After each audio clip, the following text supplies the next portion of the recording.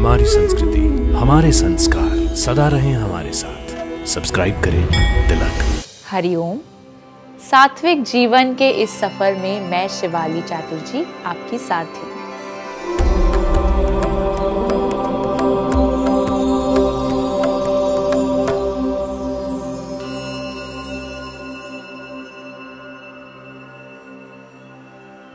समवृत्ति प्राणायाम, equal breathing. सम का अर्थ है समान और वृत्ति का अर्थ है मानसिक उतार चढ़ाव। इसलिए समवृत्ति प्राणायाम का अनुवाद समान मानसिक उतार चढ़ाव श्वास के रूप में किया जाता है। यह एक सरल लेकिन अत्यधिक प्रभावी योग सांस लेने का व्यायाम है, जिसका अभ्यास कोई भी लगभग किसी भी समय कर सकता है। समवृत्ति प्राणायाम से होने वाले लाभ।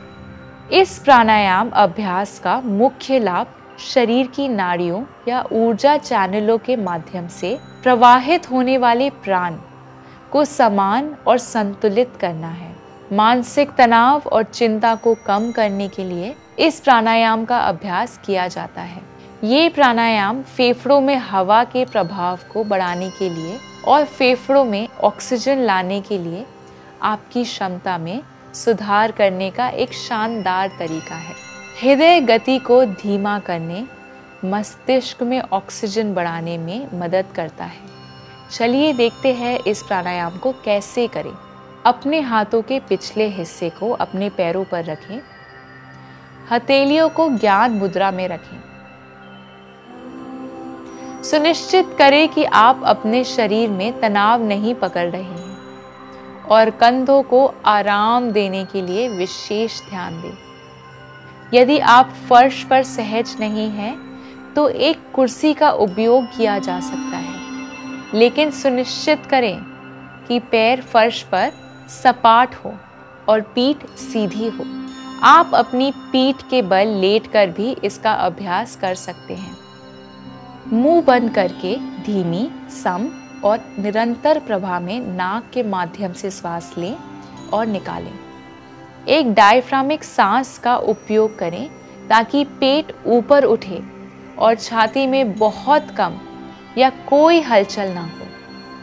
अपनी सांस को जितना हो सके धीमा और गहरा करें। सबसे महत्वपूर्ण बात यह है कि अपनी गति से शरीर के अंदर और बाहर सांस लें। यदि आप संघर्ष करना शुरू करते हैं तो लंबाई और श्वास की संख्या कम करें।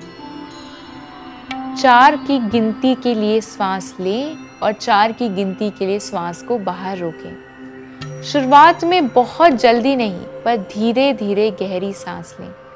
इस चक्र को केवल तब तक जारी रखें जब तक आप मौजूद रह सकते हैं और सांस लेने के अभ्यास पर ध्यान केंद्रित कर सकते हैं।